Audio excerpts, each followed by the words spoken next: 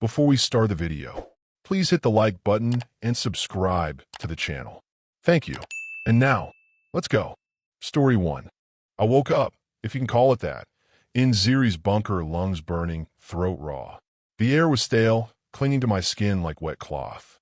A metallic tang filled my mouth, and the echo of Lily's laughter still rang in my ears. Too loud to be memory, too soft to be real. Ziri was already awake, scribbling furiously in her notebook by the dim glow of an oil lamp. "You saw them again, didn't you?" she asked quietly, without looking up. I nodded. It felt so real this time, like they were right there, close enough to touch. She closed her notebook with a sigh. It always does, but you have to resist. Every time you give in, they take a little more of you. "How do you know so much about this place?" I finally asked, breaking a silence that had stretched uncomfortably long.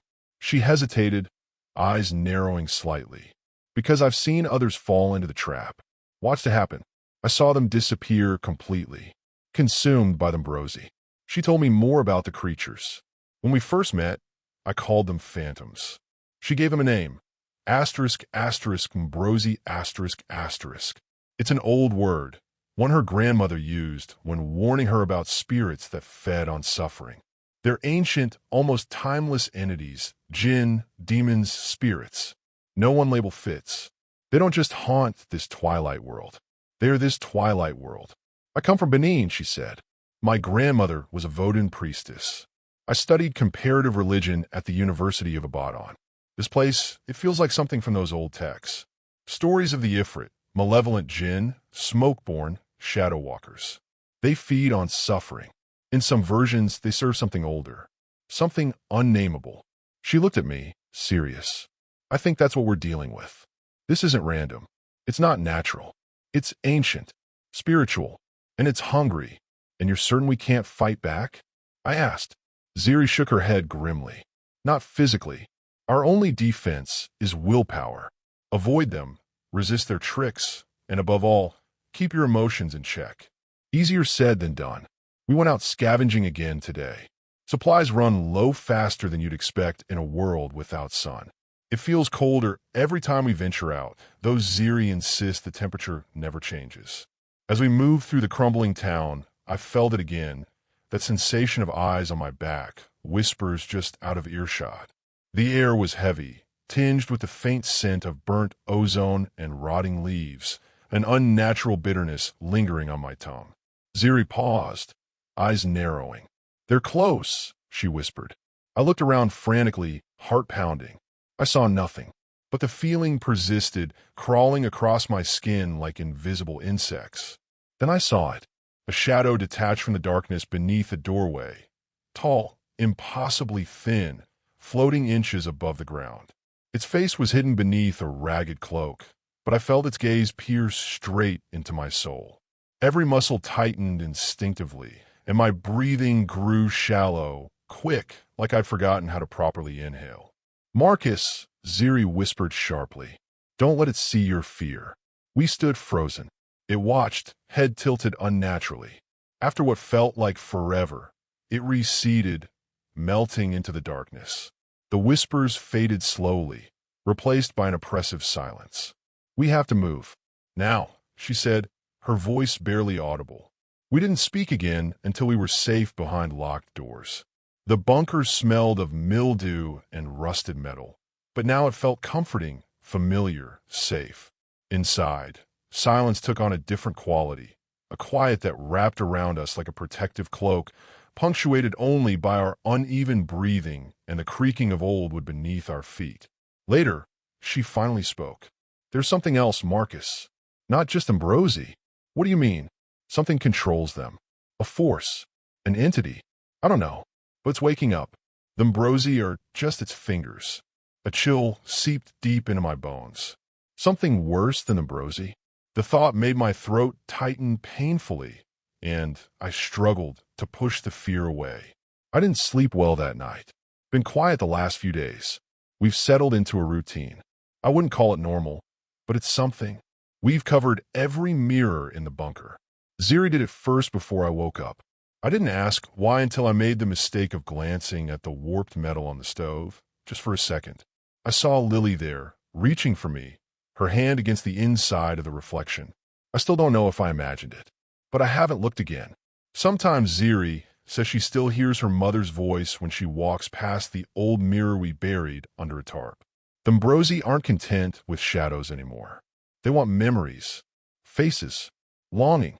Mirrors lie in here, and lies are loud. We take turns scavenging. Oil lamps light our bunker. We siphon water from a hardware store's backroom pipe, boiling it over a rigged stove.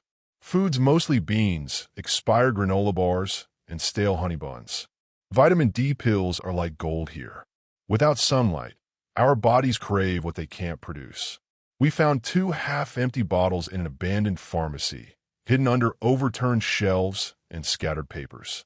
We ration them carefully, one every few days, just enough to stave off the bone-deep ache that comes from living in constant twilight. Each pill feels precious, a tiny beacon of normalcy, a reminder of the sun we once took for granted. Entertainment's hard. I found an old deck of cards. We play Go Fish, oh where. She hums hymns when she plays. It calms me. Sometimes she reads the Bible. When I asked her about her faith in a place like this, she just said, even in the darkest places, the word still echoes. I'm trying to believe that.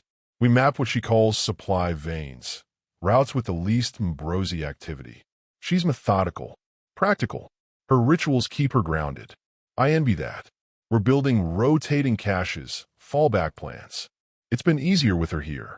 Too easy, maybe. Sometimes I catch myself watching her. Not creepily, I don't think. Just noticing things. Her steadiness. The way candlelight catches her eyes. The shape of her laugh. And I hate myself for it. Julia and Lily, they're out there. Where they were. Some feelings you bury. You suffocate them before they learn to breathe. Each day, my goals shrink down to something small, something manageable. Find another can of food. Secure the bunker's weak spots. Take another vitamin D pill without obsessing about how few remain. Keep my thoughts from wandering back to Julia and Lily, from torturing myself with what-ifs. But my biggest goal, one I keep private, even from Ziri, is to remember. Not just to survive, but to hold tight to who I was, who I still want to be. I cling desperately to the memory of my daughter's laugh, my wife's eyes. Those fragments anchor me, reminders that survival isn't just about breathing. It's about preserving the pieces of me that matter most. The bunker smells of mildew and rusted metal, but it feels comforting now, familiar. The air outside always carries a strange scent, like burnt ozone mixed with damp earth, something unnatural and bitter that sticks in your throat. The faint hum of silence weighs heavily on us, punctuated only by our uneven breathing and the creak of old wood beneath our feet. But I had to write it down just once. Then I can shut the door again. It's time I wrote everything out, a full recounting. Maybe it'll help me remember who I am. It started with a weekend trip to a cabin. Julia picked the place. Lily had her backpack. I made my usual weather joke. Sunny skies, 72 degrees. Then the sun disappeared. 1 second, gold-lit road. The next, twilight. No warning. The car stalled. Lights died, plunging us into a silence so absolute it pressed against my ears. I turned around. Julia and Lily were gone. Just gone. I searched, screamed until my throat burned raw, ran until my lungs felt torn and empty. But there was no wind, no birds, no life, just a faint, bitter scent of something burning at the edges of reality. Eventually, I found Ziri, or she found me. I'd seen shapes before. Phantoms, I called them. She called them Mbrosi, spirits that feed on despair. They don't attack. They wait, stare, echo your grief back at you until you forget who you are. They almost got me once. I saw Julia and Lily in the fog, heard their laughter echoing faintly, just beyond reach. I ran, but they weren't real, just shadows in their shape. Ziri pulled me back. Since then, we've built something resembling survival. Mapped routes, built caches, fortified the bunker. But somewhere along the way, I stopped thinking about escape and started thinking about endurance. That realization terrifies me, because surviving means adapting.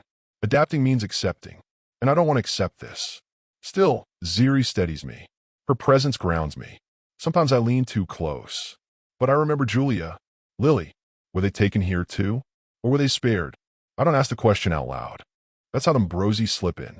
So I write. This place has rules. Don't speak when it's too quiet. Don't hope too hard. Hope is a scream. But writing? Writing is a whisper. And sometimes a whisper is the only sound that keeps the dark from noticing you. My name is Marcus. I was a father, a husband, a weatherman. Now, I'm something in between. I don't know what comes next, but I'll keep writing until I find out. The bunker had never felt this silent. Even the usual creaks and groans of settling metal seemed to hold their breath. I lay awake, eyes fixed on the ceiling, counting the seconds between each drip from the leaky pipe. Ziri's steady breathing was the only indication that I wasn't alone. Then it came. A soft, deliberate knock at the bunker door. 3 taps. A pause. 2 more. I sat up, heart pounding. I glanced at Ziri, who was already awake, her eyes wide in the dim light. "Did you hear that?" I whispered. She nodded slowly, reaching for the knife under her pillow. The knocks repeated, louder this time. Then a voice. "Daddy." My blood ran cold. It was Lily's voice, unmistakable and clear. I stumbled to my feet, moving toward the door. "Marcus, stop." Ziri hissed, grabbing my arm. "It's her," I said, voice trembling. "She's out there." Ziri shook her head. "No, it's not. They're using her voice."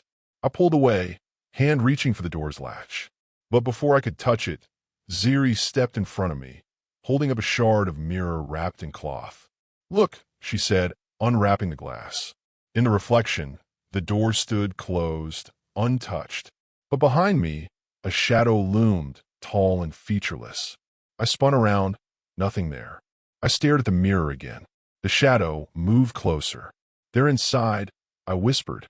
Ziri rewrapped the mirror and shoved it into her pocket. "We need to reinforce the door." Now, we crouched down, and I did everything I could to ignore its calls, and eventually it seemed to stop. Ziri lifted up the mirror, and the shadow seemed to be gone. We spent the rest of the night barricading the entrance, piling furniture and supplies against it. The knocking ceased, but the silence that followed was even more oppressive. As dawn, or what passed for it, approached, I sat with my back against the wall, clutching my journal. I wrote. They know her name. They know mine. They're not just shadows anymore. They're learning. Story 2. I never thought a hospital could be frightening, until it became empty. It happened a few years ago, right before New Year's. I was on duty in a department that was about to be closed for a 2-week disinsection. No new patients. The serious cases were transferred to other hospitals, the mild ones discharged home. It seemed like it would be the calmest shift of my life. I even felt relieved. No rush with heart attacks, no drunken knife wounds. I was left completely alone in the department. Even the nurse had asked to go home. There was no one to bandage, no prescriptions to write. The paperwork was finished. I could sit in the break room, watch YouTube, sip tea. And at first, that's exactly how it was. But toward the evening, something changed. Something crept into the room through the open door. It was silence. I didn't notice it at once. It became tangible when darkness fell. Not just the usual hospital night silence, something else. An absence of sounds I had long accepted as background. Footsteps in the corridor, the creak of a mattress, a phone conversation at the reception desk, the snoring of patients. I was used to it. All those evenings someone walked, smoked, laughed. I walked up to the window. The yard outside was empty, an eerily unfamiliar sight. No wounded soldiers laughing while leaning on the railing with cigarettes. No patients talking to family. No ambulances. No stretchers rolling by. Not even a usual line at the pharmacy kiosk. All of it gone. There was only nothing. I stepped out into the corridor. It was empty. The fluorescent light seemed brighter and colder than usual. I kept turning on lights along the way, almost automatically, but it didn't help. The buzzing of the lights echoed the buzzing in my head. I couldn't tell which one was louder.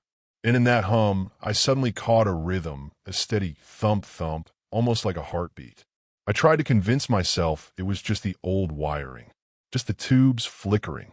But I couldn't shake the feeling that somewhere deeper, beyond the end of the dark corridor, there was someone else. I slowly walked through the hallway, switching on lights section by section. The silence didn't fade. It felt like it was following me. Light should have brought calm. Instead, each overhead lamp that blinked on only highlighted the emptiness around me. I could hear the light switches clicking. My footsteps echoed dully off the walls. I passed an empty room, beds made up neatly, like for the dead.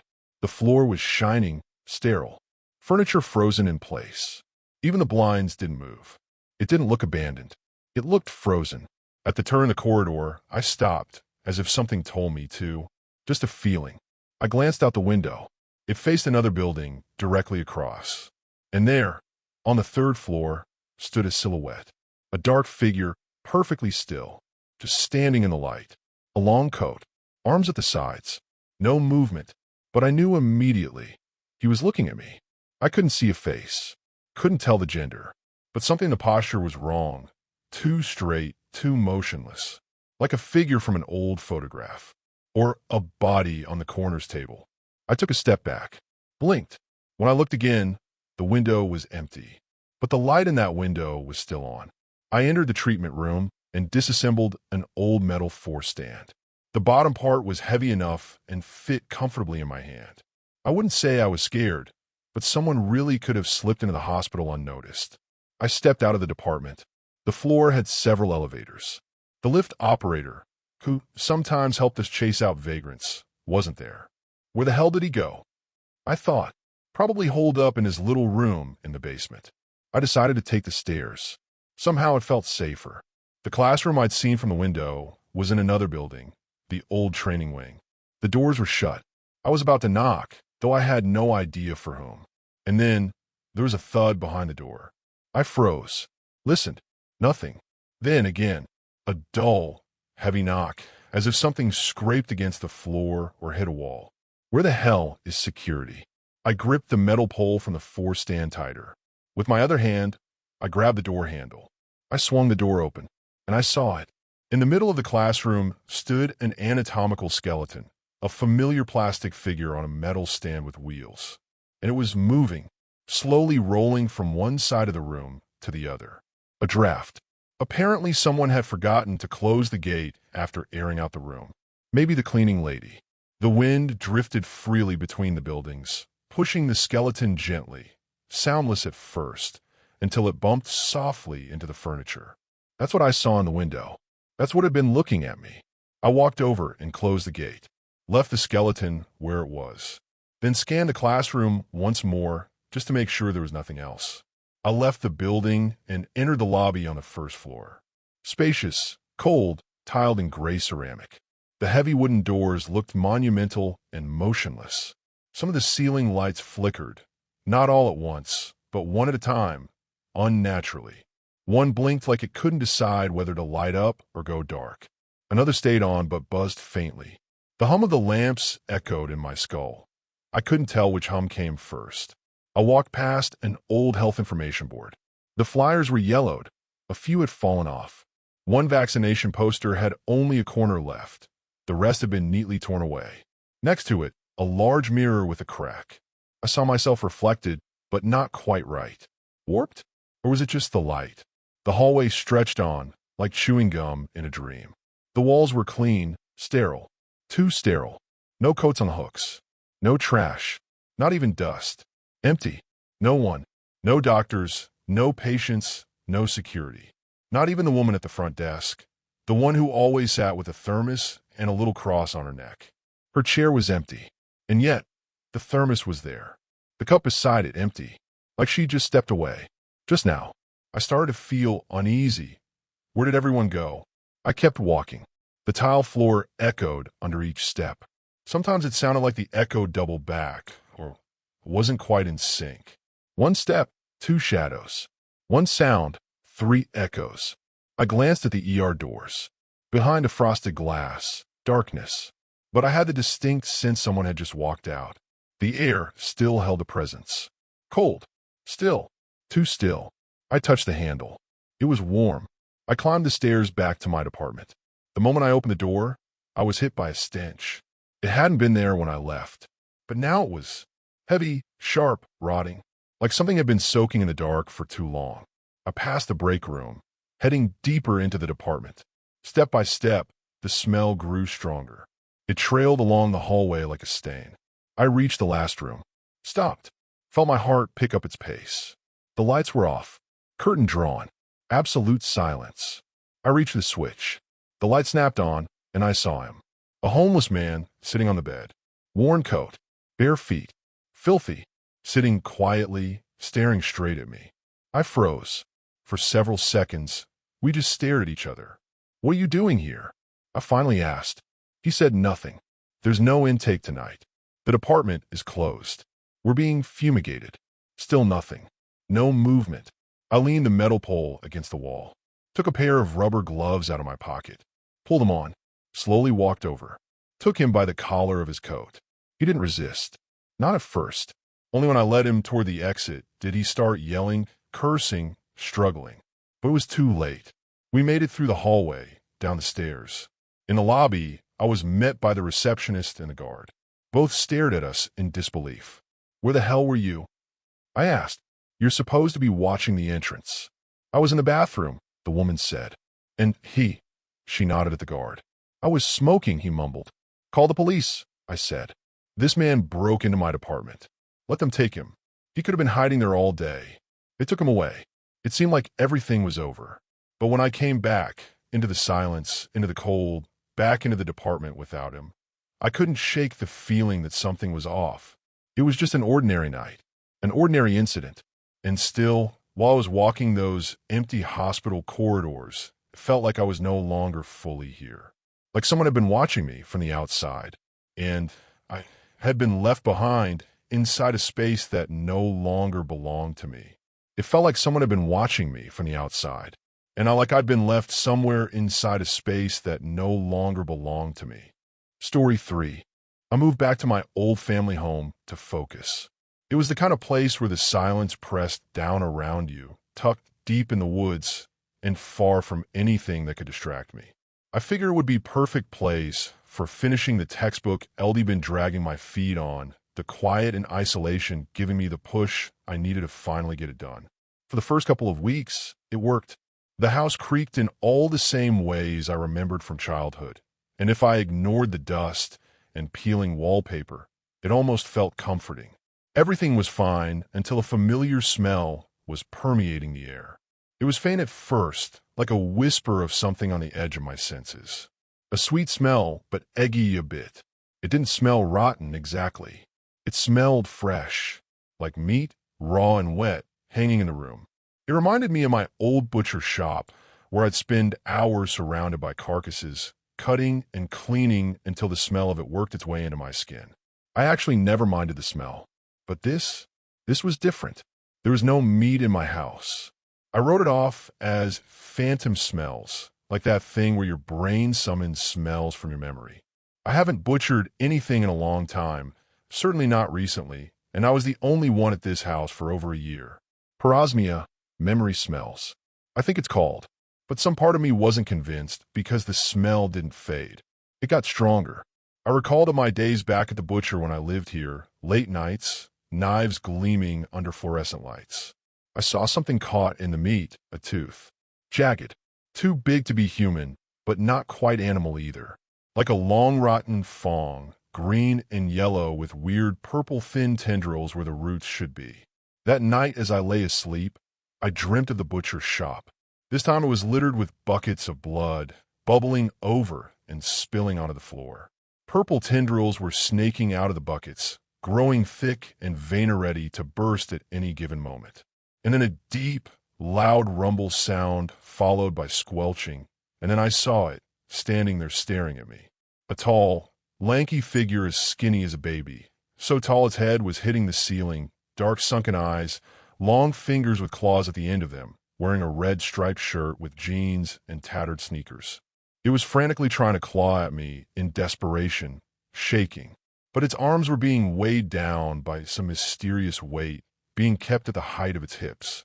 The more it struggled, the more it made these jerky-like movements that were so fast, it was like someone clicked fast forward. Still unable to lift its clawed hands above its waist, It swayed back and forth, frustrated, and then behind me. Another squelching noise and bursting made me turn my head to see that there was its twin behind me.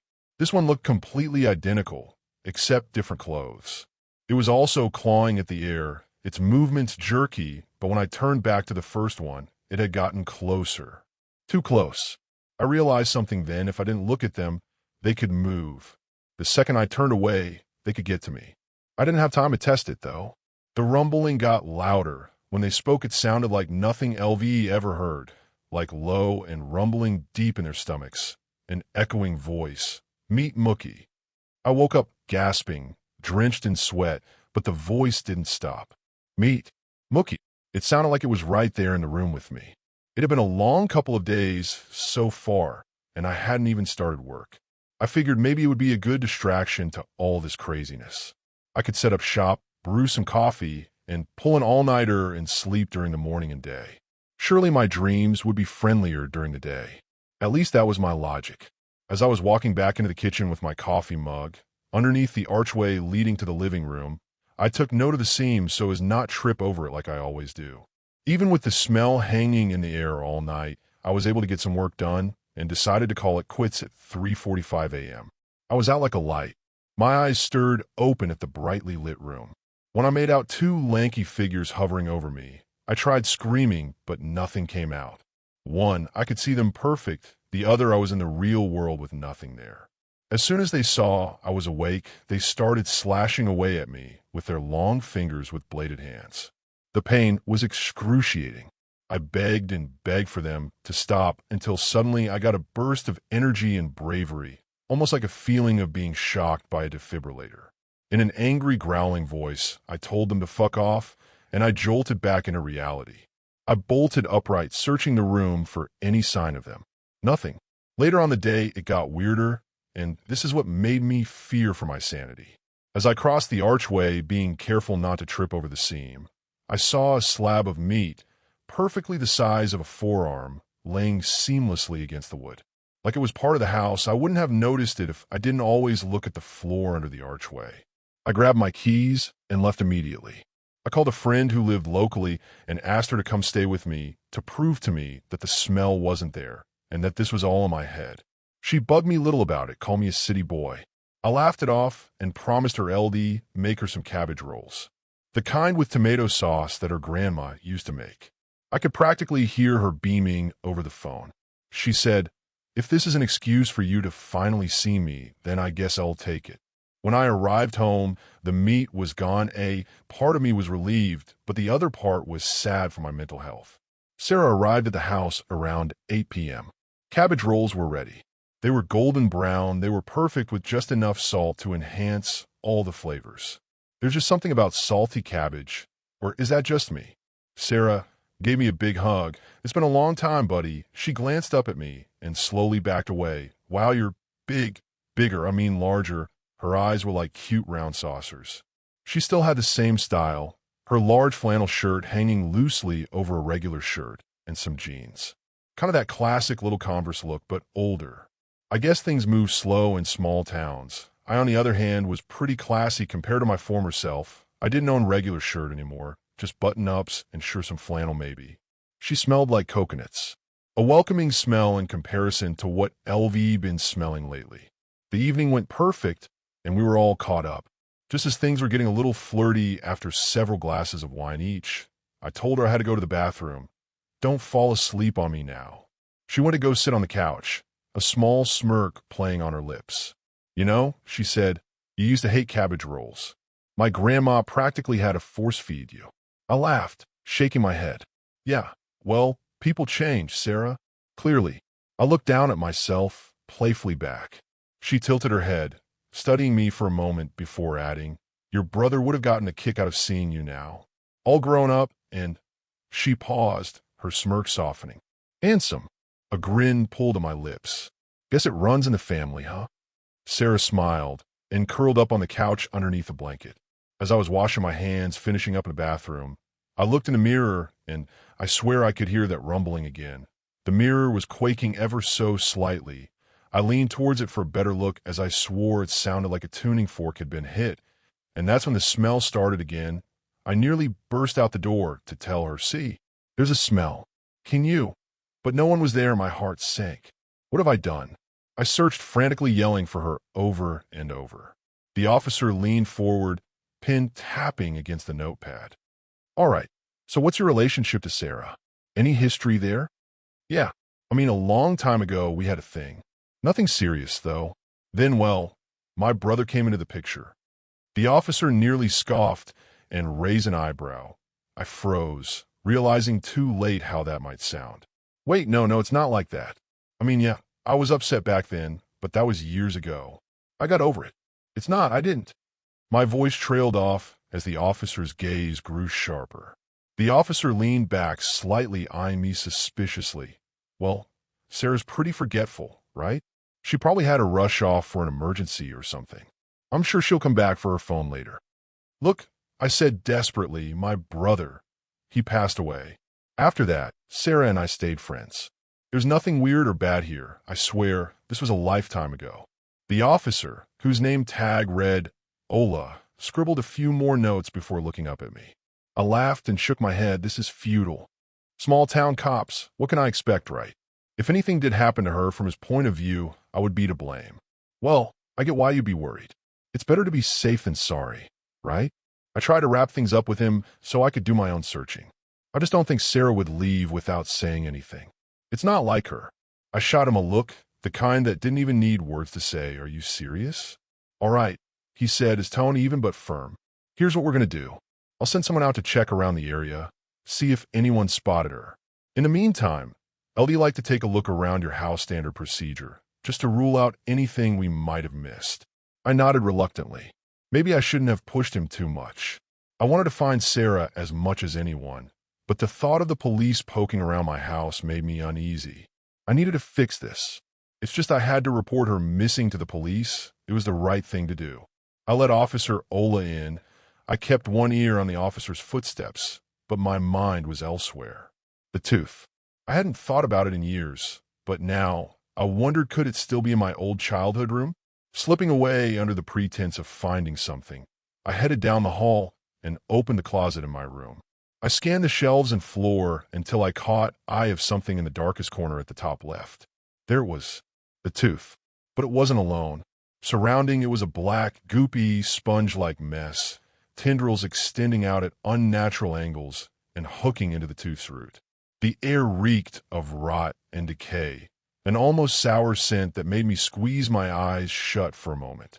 The mass was unsettling, big enough that a baby could crawl through it, and I couldn't shake the feeling that it had something to do with the creatures. A portal, maybe. Whatever it was, I couldn't just leave it there. I grabbed a socket wrench and carefully used it to pry the tooth from the mass.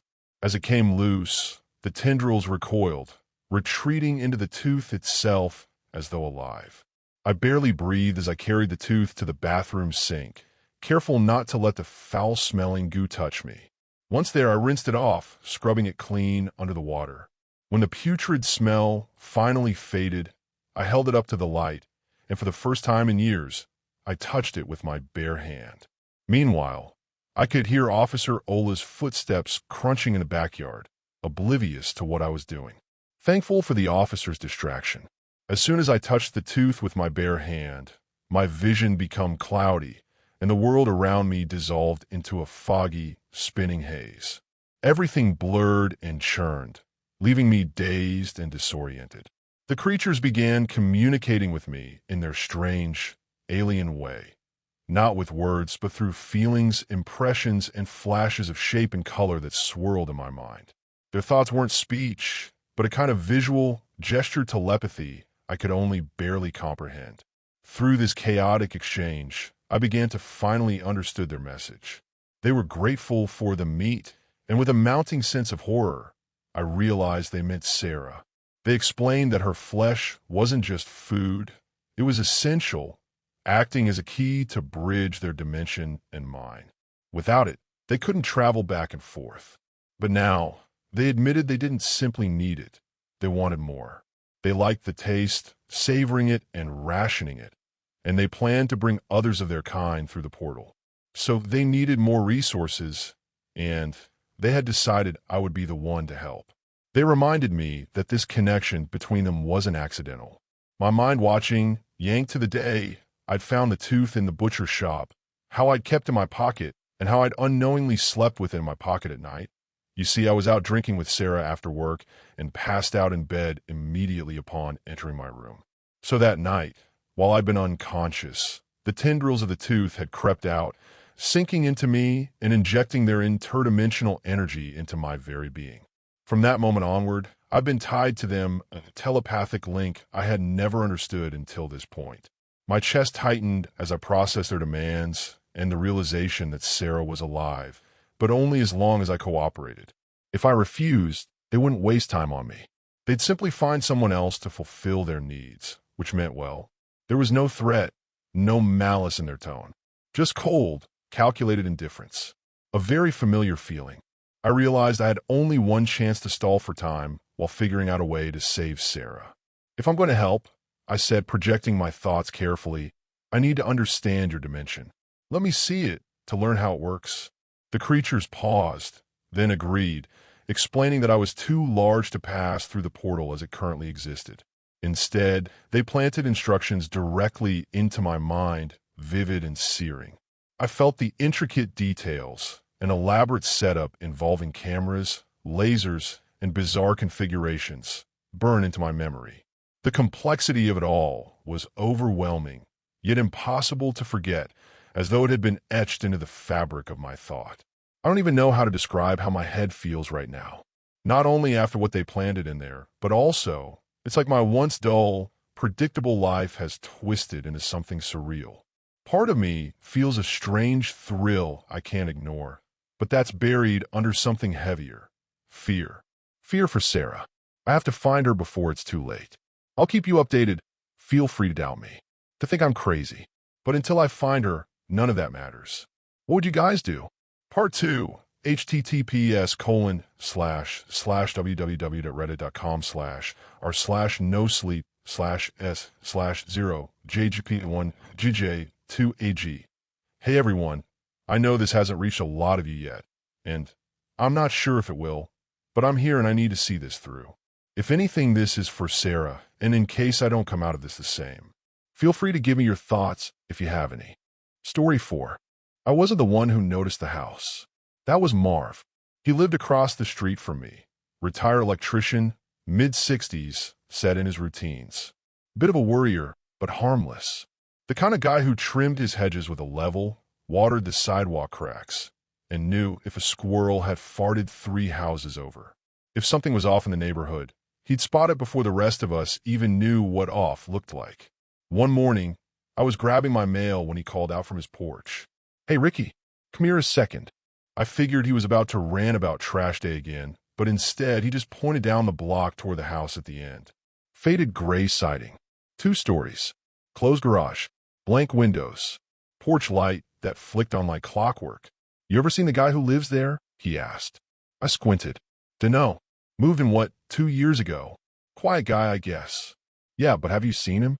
Marv's voice dropped. Like, taking out trash, getting the mail? Anything.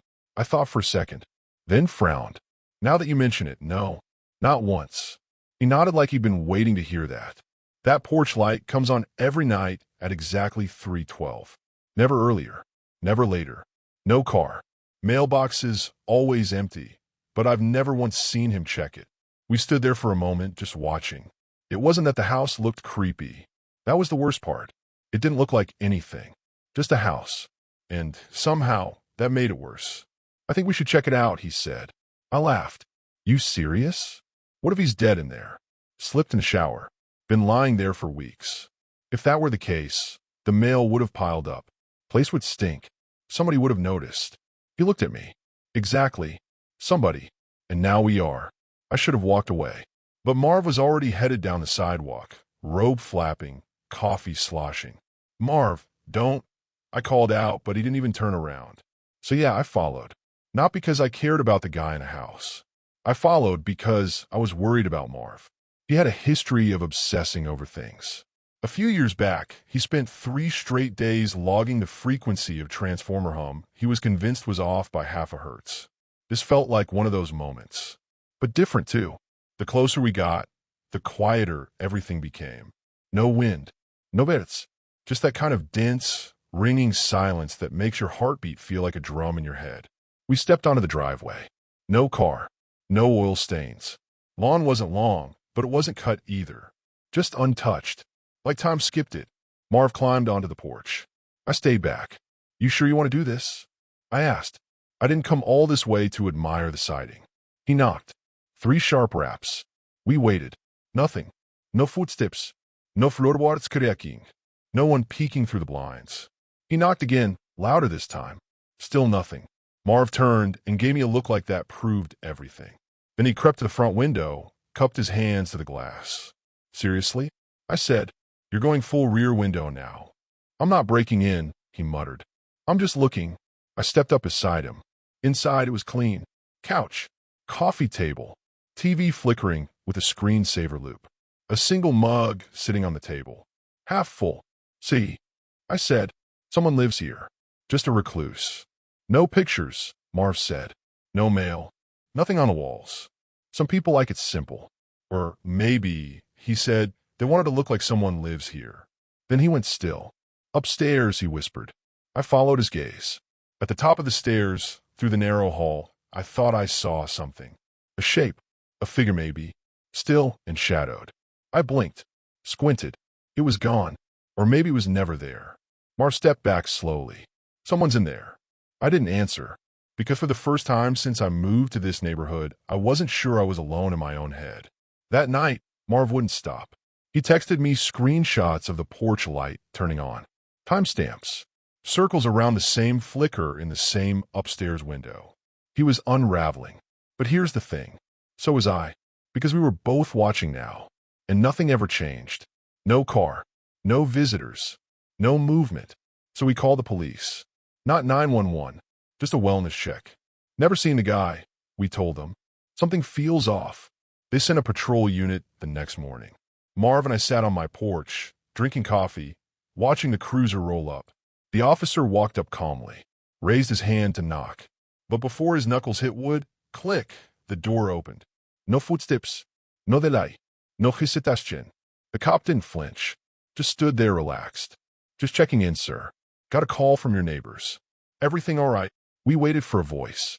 There wasn't one. Still, the officer nodded. All right. Take care, sir. Then he walked away like nothing was wrong. We asked if the guy was okay. Yep. Fine. No name. No description. Just fine. Marv watched the patrol car turn the corner, then said, there were no footsteps. I didn't argue, because he was right. After that, Marv changed. Not drastically. Just enough. He stopped speculating. Started sounding certain. He's always in the hallway, he said one night. Standing there before the door even opens. Like he's waiting. Like he already knows. I asked how he knew. He told me he'd set up a wildlife cam across the street. Hidden. Motion triggered. Pointed straight at the porch. Legal, he said. It's my property. I can film my own view. But he wouldn't go back himself. He said the house had seen him too much. That it wouldn't let him see it right anymore. So he asked someone new. Tammy LaRue. Nice woman. Walked her dog every day. Knew everyone's name and birthday. Always up for being helpful. We told her it was just a knock. A quick wellness check. She agreed without blinking. We watched from my porch. Tammy walked up, smoothed her coat, raised her hand, and the door opened before she knocked. She smiled, spoke for a second, nodded, then turned around and walked away. Back at my place, she chuckled. Sweet guy. A little off. Said he works nights. Sounded tired.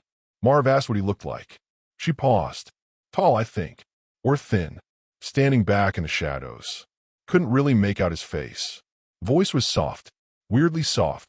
Then she shrugged and went home. Marv didn't say a word. He just went inside. That night, he watched the footage.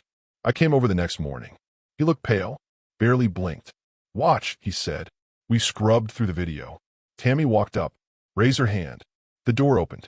And there, just inside the hallway, stood a figure. Not approaching. Not greeting. Just there. Tall. Pale. But too far back to be answering the door. Just waiting. Still. And in the very next frame gone. Not blurry. Just no longer present. I leaned in. That's what's answering the door. Marv's voice was barely audible. That's what waits behind it. I don't remember why I went. I just remember doing it. Marv had passed out, slumped over his notes. I left his porch, crossed the street. I didn't knock. Didn't need to. The door opened, and it was standing there, in the hallway, waiting, not moving, not breathing, and yet alive. I can't describe what it felt like standing there. I didn't hear anything, but I knew what it wanted me to understand. Like it pressed something through the back of my eyes and into my spine. It didn't speak, but it didn't need to. It showed me everything, and I haven't felt afraid since. Marv came looking for me the next day. I was already on his porch, drinking his beer, watching the street. "You went over there?" he asked. I nodded. "You saw him?" I nodded again. "And he's fine," I said. He just stared at me. I smiled. He explained everything. Marv didn't say anything, but I could feel his discomfort. "He works nights," I said. "Odd hours. That's why the lights flicker. The footage? Motion blur. Nothing weird." I didn't even think about what I was saying. I didn't have to. The house had given me the answers. They were always waiting. "Let it go," I told him. "You've been watching too long." That was the last time I saw Marv. I don't know where he went. Or maybe I do. Maybe he stepped inside, too. Maybe the house kept him, like it kept me. Weeks passed. The gray house went dark. Porch light never came on again. But across the street, Marv's old house started changing. The porch light flicks on every night now. Not at 3:12. Not predictably. Just when it wants to. Sometimes at dusk. Sometimes at dawn. The curtains never move. But behind them, a soft glow pulses.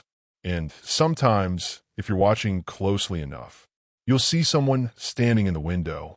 Tall. Still. Waiting. People ask about him sometimes. "Didn't someone used to live there?" And I always smile. Because I know the truth. Because I am the truth now. And I say, someone always lives there. Story 5. We needed to get away. Lena said the cabin would help. Something cheap and quiet, buried in the Upper Peninsula. Just me, her, and Marcus, our old friend from college. The listing described it as a cozy off-grid escape, perfect for disconnection and healing. Lena booked it that night. "This could fix us," she told me as we packed. She didn't have to say what she meant. We both felt it. We hadn't been right in months. "I don't know if a cabin can fix what we broke," I said. "Maybe not," she replied. "But silence might." Marcus didn't know about our problems. He just wanted beer, space to hike, and a few days without technology. I think that's why we invited him. Someone there to remind us of normal. To break the tension. We drove for hours. Cell service died halfway. GPS followed. I held my phone to the window, just in case. Nothing. No bars. No signal. Just the mocking little SOS in the corner. We had to rely on the instructions the host sent, and we had written down. The final steps read, "Turn right at the tree with 2 red ribbons. Follow the road and make a left at the wooden sign, which reads private property. Cabin will be on the left. If you reach the pit, you've gone too far." By the time we arrived, the sun was gone. The woods were swallowing the last light like water down a drain. The cabin sat low to the ground, its windows like tired eyes. A porch light buzzed yellow above the door. It was the only thing that looked alive. We parked the car and hopped out to inspect it further. "Rustic," Marcus muttered. Lena forced a smile. "You mean charming. It may not be the prettiest, but at least we made it here. And the power seems to be working, so that's a plus," I said, letting out a sigh. We unloaded the car and brought our bags inside the cabin to unpack. Inside, the first thing we noticed was how clean and tidy it was. Someone had cleaned it recently and hadn't left a speck of dust or a single dirty dish. Not only that, but the cabin felt bigger on the inside. I noticed a note on the side table by the door. It read, "Welcome. We are happy to have you, and we hope you enjoy your peaceful stay in our cozy cabin." In total were 3 bedrooms, a bathroom in the hallway, a kitchen, and a spacious living room with a large fireplace. Me and Lena took the bedroom with the king-sized bed, and Marcus took the other with the queen. It wasn't lavish by any means, but everything inside felt of high quality and like it had been well maintained. Since we had an extra room, we used it to put our stuff in. It had a smaller sized bed and a toy chest in one corner. It seemed to have once been a child's room, but now sat hollow and vacant. That first night was fine. Me and Marcus played cards. He brought out some of his homemade moonshine, and it burned all the way down. Lena didn't drink, just sat curled on the couch, watching the fireplace like it might speak. Around 2 in the morning, I woke up to the sound of pacing on the porch. Slow, deliberate steps. I held my breath. 5 steps forward. Pause. 5 steps back. I didn't move. Neither did Lena. I could hear her breathing. In the morning, we checked. Despite the fresh snow, there were no footprints. Nothing disturbed. Just flat, unbroken white. I heard it too. Lena whispered when Marcus went outside. I counted the steps. That night, the power went out. The fire still burned, but the lights flickered once and died. The porch light buzzed, popped, and went dark. We brought those backup lanterns, right? I asked. Already on it. Marcus said, pulling one from his bag. Always trust a Boy Scout dropout. After an hour, something knocked on the window. 1 knock. Then a pause. Then 3 more. Lena screamed. Marcus grabbed the axe from the fireplace. We checked. No one there. But on the snow outside the window, bare footprints. Deep. Fresh. Starting at the window, like someone had just appeared. The next morning, we found something slipped under the door. A folded card, printed in soft pastels and bubbly font. Thank you for staying with us, it said above a cartoon cabin with hearts around it. Inside, handwritten in red ink, we hope you enjoyed the silence. We decided to leave. We gathered all we could carry that was important and booked it for the car. I hopped in the driver's seat, but it wouldn't start. We all decided to hike and make it back to the main road. The drive only took about 10 minutes from the main road, so we felt like that was our best shot. So we grabbed what we could and started walking. We hiked for what felt like hours, marking trees with a pocket knife. But we kept passing the same stump with 3 limbs over and over. It was like the forest was folding in on itself. Lena started crying. Marcus accused me of leading us in circles. I yelled back that we'd never turn around. Tensions were high, and we were all scared and confused. Eventually, we stumbled back into the clearing. The cabin was just there, like it had been waiting. That night, the knocking came back. First the window, then the door, then the walls. We sat still, breathing hard. Then Marcus stood up slowly. He looked hollow. I've had enough of this, he said. If no one else is going to do something, I will. He grabbed the axe and walked to the door. I told him, wait, let's make a plan and figure this out together. He quickened his pace, and I jumped up to stop him. Marcus, wait. I said again, louder this time as I stepped in front of him, arms outstretched. Please don't go. We need to work as a team, because obviously something is very wrong, and we are safer in a group. His expression was blank as he lifted the axe and used the wooden handle to crack my nose and send me to floor reeling in pain. Halfway out the door, he turned to me with wild eyes. They said I can go home. I have to go. They're calling me. The second his foot hit the snow, his expression emptied. He didn't even close the door behind him. I started to follow, but something in me froze. Like my legs knew while my mind didn't. I simply got up and shut the door behind him. We waited. An hour passed. Then another. Then thud. Something hit the porch. Heavy. Wet. Another piece of paper slid under the door. We hesitated to move, and it felt like hours before I gained the courage to stand. It said, "We only take what's given." I opened the door. 2 severed hands. Marcus's. His fingers curled and still twitching. Freshly severed arteries and tendons gushing bright red blood onto the white. I slammed the door shut and fell to the floor, crying. Knowing behind me was the only thing left of my friend. Lena didn't speak after that. I guess neither did I. Neither of us slept that night, and we both sat in silence in the living room, knowing Marcus was dead and his hands sat lifeless and cold on the porch. The next day, she began frantically rummaging around the house, going through all the rooms, cabinets, and drawers. She found an old toy chest in the back bedroom. Inside, broken crayons and scraps of construction paper sat underneath old wooden toys. She used them to draw loops and spirals on the walls. Symbols. Names. I can hear them in the walls, she whispered. They keep saying my name. She stopped eating, stopped sleeping. I found her crouched by the fireplace, whispering into the flames like it was answering. Can you grab the lantern from the back room? I'm scared of the dark, she asked, voice low, eyes never leaving the fire. I nodded, stood up, walked 10 seconds into the dark. When I came back, she was gone. The front door wide open. No footprints, nothing but wind and silence. I found one more drawing on the wall, different from the rest. A message. Don't follow. It said I could go home. You'll be safe if I go. I believed them. She was gone and I knew it. There was nothing I could do. I fell to the floor and sobbed. I lay there until morning and hoped that whatever took them would take me too. When the first gray light hit the trees, I left. I walked until the snow turned to slush, until the trees thinned and I could hear the hum of distant trucks. A snowplow picked me up. I said I got lost hiking. Nothing more. The police investigation led to nothing other than Lena and Marcus's family believing I killed them for having an affair behind my back. They accused me of double homicide and said the motive was a crime of passion. Police told me they theorized I had taken them to the woods to kill them after finding out about an affair. I stuck to my story and said we had been killed off one by one after going to cabin for a weekend. They never found the cabin, and needless to say the listing was gone. But I came back a week later. Maybe it was guilt. It didn't feel right to be alive. Deep down I wished for death, for the end of this suffering, for peace and atonement for leaving them behind. The listing was gone, but of all the things I brought with me when I left that place, I made sure to grab the note on how to get back. So I drove back to the Upper Peninsula and down the main road, which led to the cabin, looking for a tree with 2 red ribbons. But there were no ribbons, no sign, no path, no cabin, just an empty clearing.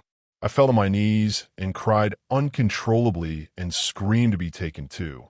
It was as I lifted my wet face from my cold hands that I spotted something red on the ground in front of me. Half buried in the snow was a single broken crayon, its red tip poking out, like it had been placed there just for me. Story 6. This happened about 4 months ago. I'm a plus-sized woman in my 30s. I would say that my weight is genetic. Everyone in my family is bigger, and I haven't been under 200 pounds since middle school.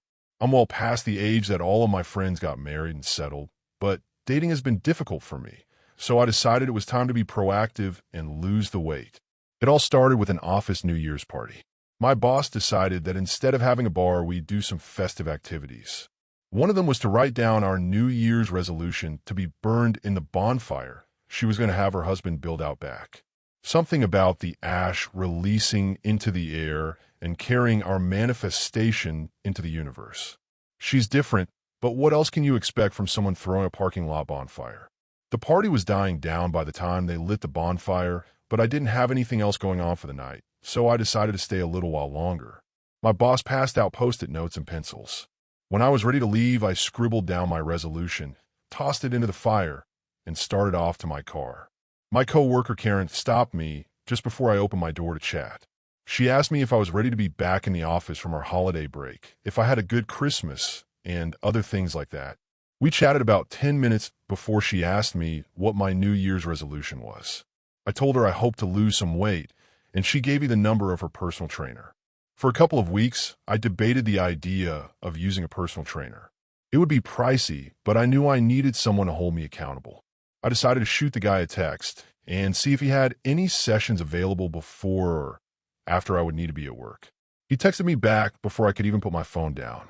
I just assumed that he had been on his phone when I sent the message, but knowing what I know now, it feels like more than a coincidence. He told me that he would be able to meet with me that same day at 5 o'clock. So after work, I went back to my apartment to change and met him at the gym he worked in. My first impression was that he was a very nice guy, and as much as I hate to admit it now, he was incredibly attractive, obviously toned on the taller side, dressed in expensive brand clothing, and well-groomed. He made me feel confident that I was going to be able to lose the weight and didn't make me feel bad about my size. He even commented about what areas he thought I should focus on, so I didn't completely lose my sexy curves. Definitely inappropriate, but as good-looking as he was, it made me blush a bit. He made a few other comments throughout the session, but nothing that made me feel truly uncomfortable. The next day at work, when I asked Karen about it, she said he hadn't ever made comments like that to her, but that she was old enough to be his grandmother, so it didn't surprise her. I had done about 12 sessions with him and felt comfortable with him. He called me one afternoon a couple of hours before our session to tell me the gym was closed for equipment maintenance. I told him I understood and to enjoy his day off, but he invited me to his place to work out in his home gym free of charge for the inconvenience.